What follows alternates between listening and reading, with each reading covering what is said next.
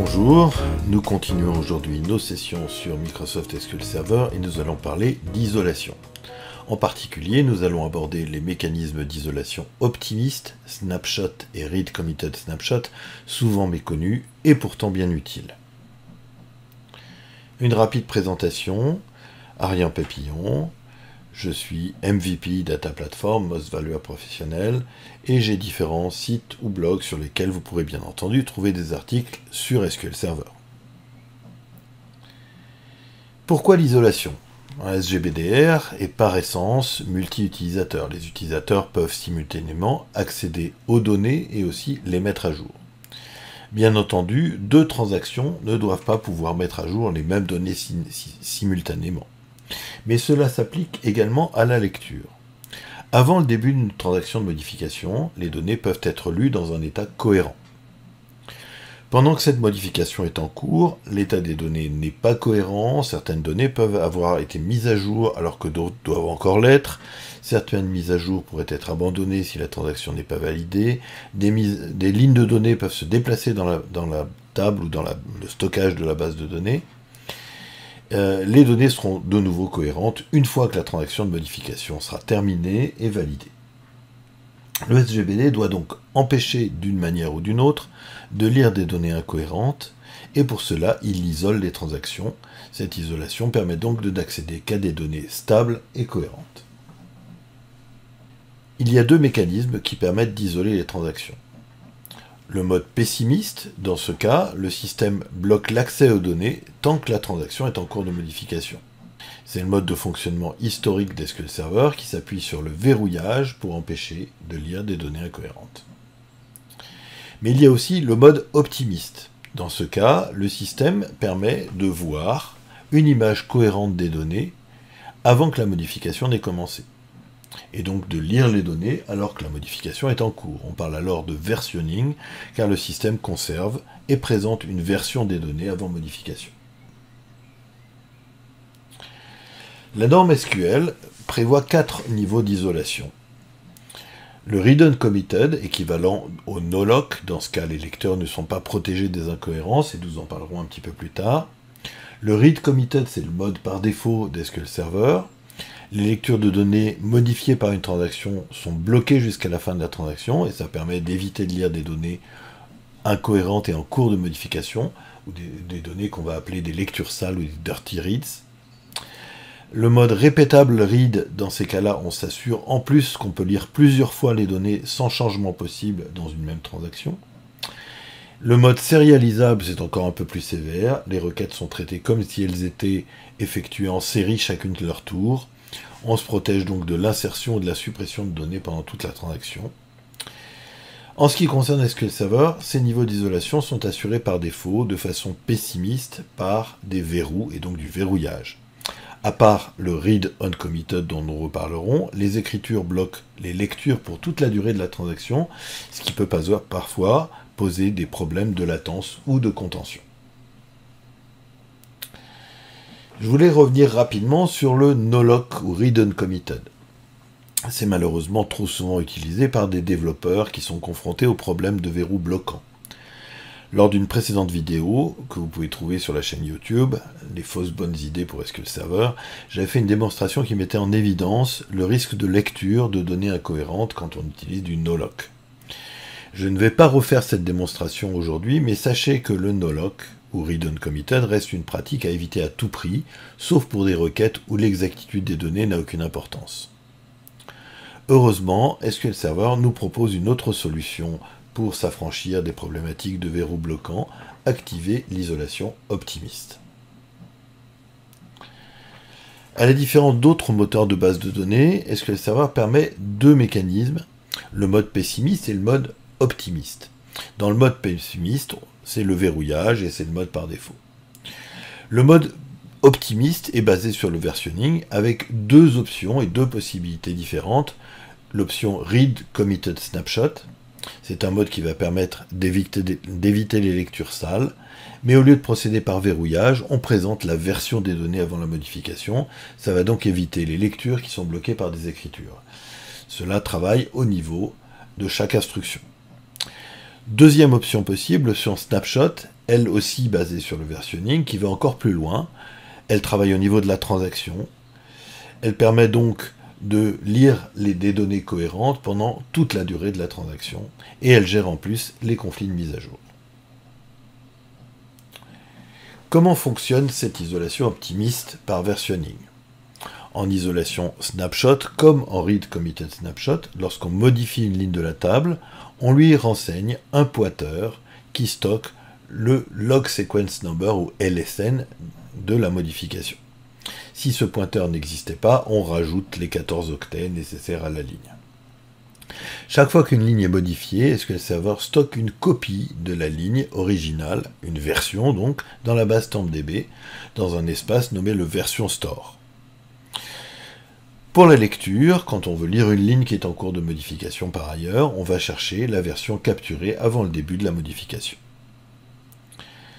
Le nettoyage, la purge des anciennes versions est assuré par un processus asynchrone et seules peuvent être nettoyées les versions qui n'ont plus d'usage par d'autres transactions en cours. Voyons maintenant les différences fondamentales entre les deux modes, read committed snapshot ou snapshot tout court. Dans le cas du read committed snapshot, cela s'active au niveau de la base de données. Dès que c'est activé, le versionning fonctionne, à savoir pour toutes les requêtes de lecture, qui sont en mode read committed par défaut, elles utilisent les versions. Les lectures ne sont donc plus bloquées par les verrous si les données sont en cours de modification. Le mode read committed snapshot a ceci de particulier qui travaille au niveau de l'instruction et non de la transaction. Les lectures lisent la version pour la durée de l'instruction de modification. De l'autre côté, l'isolation, mode snapshot isolation, s'autorise au niveau de la base de données. On peut choisir au moment de la lecture si on veut utiliser du versionning ou non. Et on va pouvoir le choisir au niveau de la session avec une commande set transaction isolation level snapshot ou au niveau de la requête avec un table hint with snapshot. Les requêtes de lecture peuvent donc ou non profiter de l'isolation snapshot si nécessaire. Pour les lectures, la particularité, c'est que ça travaille au niveau de la transaction. Les lectures lisent donc des versions pour l'ensemble de la transaction de modification. Les données sont stabilisées pour l'ensemble de la transaction. Dans le cas de conflit de mise à jour, puisque c'est toujours possible, dans la mesure où on peut lire une donnée qui a été modifiée par ailleurs, on a une gestion des conflits et ça génère une erreur si c'est le cas. Voyons donc une petite démonstration de tout cela. Bien, commençons cette démonstration en créant une petite base de données qui va s'appeler isolation test. Dans cette base de données, je vais créer une table toute simple qui a deux colonnes, un ID et une colonne de données, et je vais y mettre quelques lignes. Voilà le résultat. On va d'abord regarder ce qui se passe dans le cas standard où on a le mode d'isolation par défaut qui est read committed. Je vais démarrer une transaction qui fait une mise à jour sur ma première ligne de données. Et puis, ce qu'on va voir, c'est que quand je vais démarrer une deuxième transaction dans une deuxième fenêtre de requête, elle va être bloquée par un verrou, ce qui est le fonctionnement normal d'un mode d'isolation pessimiste par verrouillage. Première transaction. La deuxième transaction, qui, elle, ne fait même pas une transaction explicite, mais démarre simplement un select. Vous voyez que là, on attend indéfiniment, sauf si on avait un log timeout qui nous libère au bout d'un moment, avec une erreur, bien entendu. On est bloqué. On sera bloqué jusqu'au moment où la première transaction fera un commit. Et là, on voit bien qu'effectivement, j'arrive enfin à lire mes données. Et mes données telles qu'elles ont été modifiées. Donc, je suis protégé de lire des données incohérentes pendant toute la durée de ma transaction de modification. Ça, c'est le fonctionnement normal, par défaut d'SQL Server isolation pessimiste.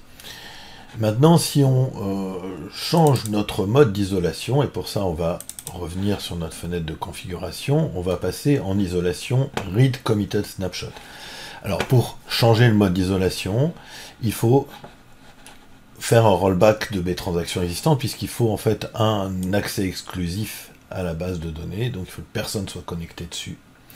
Donc je fais un alter database, isolation test, set read committed snapshot on, with rollback immédiate pour déconnecter toutes les connexions qui m'empêcheraient de le faire.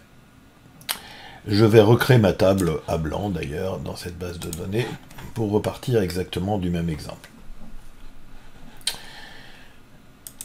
Refaisons la même chose. Je suis donc en isolation read committed snapshot qui travaille au niveau de l'instruction.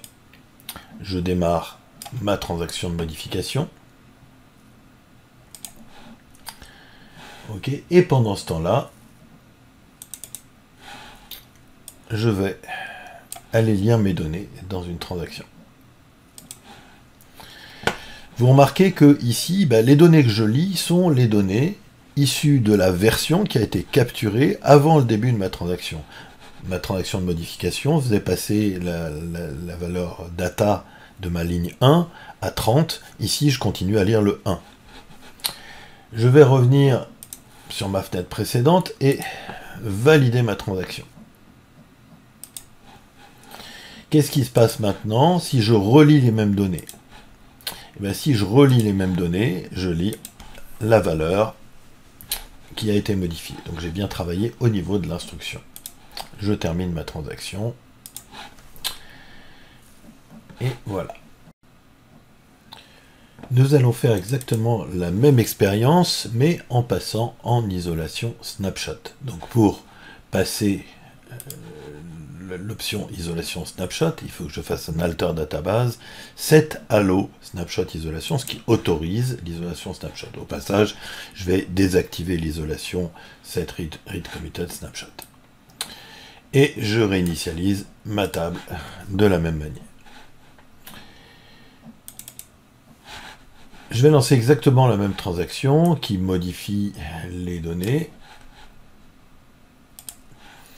Et là, à la différence de tout à l'heure, pour aller lire mes données, je vais activer l'isolation snapshot au niveau de ma session avec un set transaction isolation level snapshot, ce qui va me permettre de travailler en mode snapshot et donc de lire la version. Je démarre ma transaction de lecture et je fais mon select. Comme tout à l'heure, et là ça ne m'étonne pas, j'arrive à lire les données telles qu'elles étaient avant le début de la modification qui se passe dans l'autre fenêtre. La petite différence entre le read committed snapshot de tout à l'heure et le mode snapshot de maintenant, c'est que ce mode snapshot travaille au niveau de la transaction de lecture en entier. Autrement dit ici, si je valide ma transaction de modification avec un commit, la valeur est bien modifiée. Par contre, ici dans ma transaction de lecture, si je relance un select, alors que je suis dans ma transaction, je continue à lire la valeur avant le début de ma modification. Mes données restent stables pendant toute la durée de ma transaction de lecture. Bien entendu, si ici je valide ma transaction de lecture avec un commit, si je relis, je vais pouvoir lire mes données maintenant modifiées.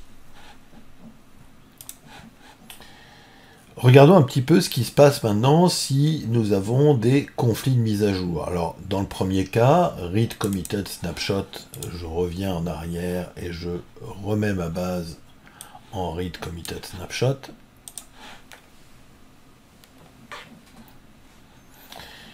Je vais créer une petite transaction. Voilà, qui va aller modifier des données. Et pour ce faire, je vais d'abord aller chercher quelle ligne je veux modifier en faisant une petite requête select qui va me chercher dans quelle ligne la colonne data contient la valeur 1. Et je vais récupérer l'id dans une variable. Et puis un petit peu plus tard dans ma transaction, je vais aller faire l'update pour cette ligne qui a l'id qui correspond donc à mes data égale 1. Entre les deux, par contre, entre le moment où j'ai récupéré l'id pour la ligne que je veux modifier et le moment où je la modifie, je vais aller faire une mise à jour dans une autre transaction. Et on va voir ce qui se passe. Là, je suis en read committed snapshot isolation, donc ça travaille au niveau de l'instruction. Donc je vais lancer l'ensemble de tout ça. Et pendant ce temps-là, de l'autre côté, je lance une mise à jour. Que se passe-t-il?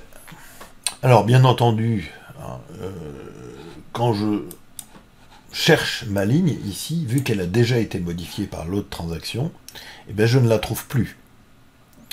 Et puis, si je regarde la valeur que je lis, effectivement, pourquoi je ne la trouve plus? Parce que je ne trouve plus de ligne qui contient la data égale à 1, mais la data égale à 30, puisqu'elle a été modifiée de l'autre côté.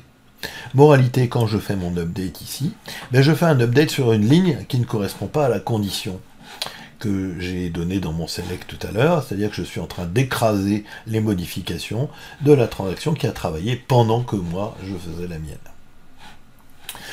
Donc ici, aucun avertissement sur le fait que j'ai écrasé la modification de quelqu'un d'autre pendant ma transaction.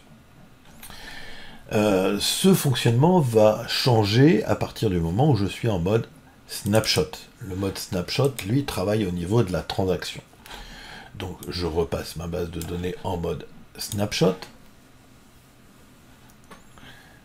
Et je vais ici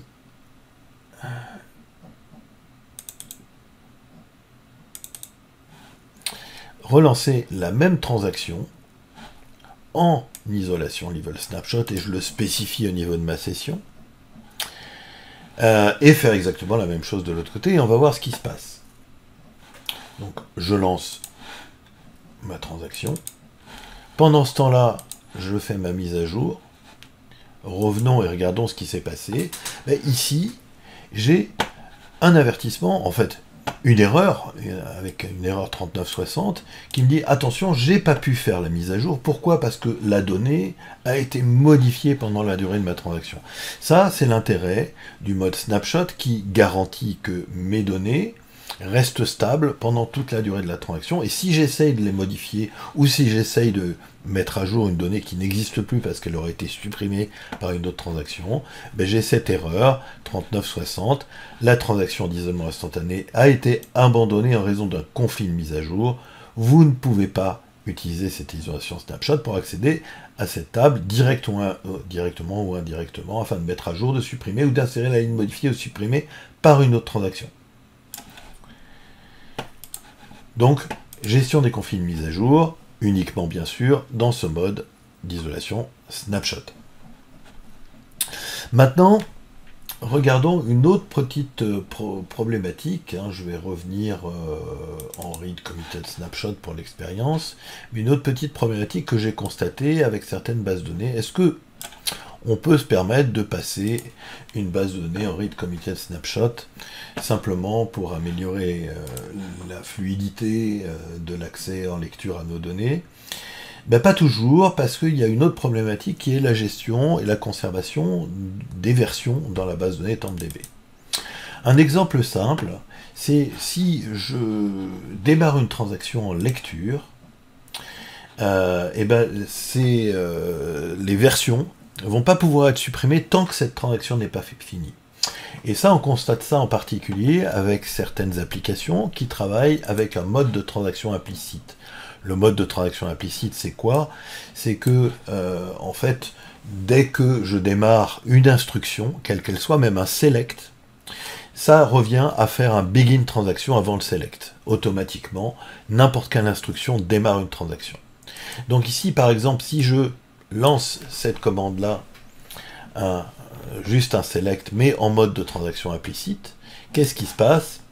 Et bien, en fait, j'ai démarré une transaction, et d'ailleurs, je peux le voir si je regarde ici, avec une petite requête, je ne vous rentre pas dans le détail, mais une petite requête qui nous montre que ici, j'ai une transaction implicite qui est en train de travailler sur ma table. Si maintenant, je fais une génération de mise à jour, je vais générer toute une série de mises à jour sur ma table. Je vais en générer 10 000 sur la première ligne et sur la deuxième ligne. Je vais aller faire 10 000 mises à jour sur chaque. Et que je regarde maintenant ce qu'il en est de mes versions la conservation de mes versions. Je peux interroger ça avec la vue système sysdm-tran version store. Et ici, je vais simplement aller compter le nombre de versions. Vous voyez que j'ai 20 000 versions. Je peux également aller regarder dans le détail ces versions. Donc c'est en binaire, hein, donc je ne peux pas faire grand chose, mais je peux voir à quelle base de données elles appartiennent, etc.